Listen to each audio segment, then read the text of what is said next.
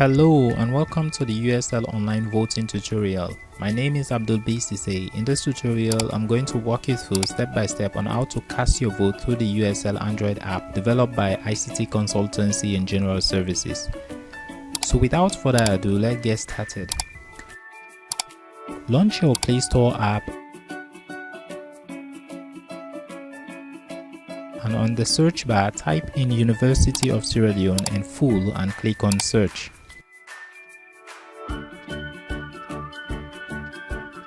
You should see a search result of two similar apps, one developed by Niche Technologies and the second one developed by ICT Consultancy and General Services, which we are going to use in this tutorial. Click on the second app and click on Install. I'm not going to install it from the Play Store since I have the APK file. If you have the APK file, please feel free to follow along. So I'm going to locate the APK file in my phone directory and click on Install.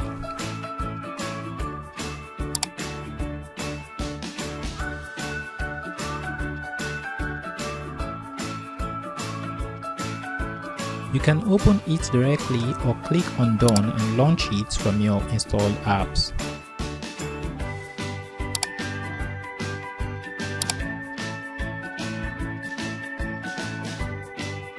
This is the login page of the app. Enter your credential to log in.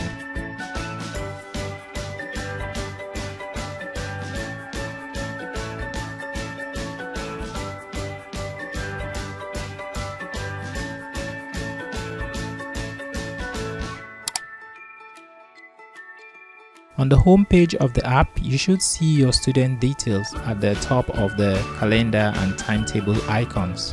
Click on the menu bar at the top left and click on Campus Polling. At the top is the ongoing poll. Click on it to see more detail about the poll. Click on Votes to see the available candidates. Here you should see all the available candidates for this current poll.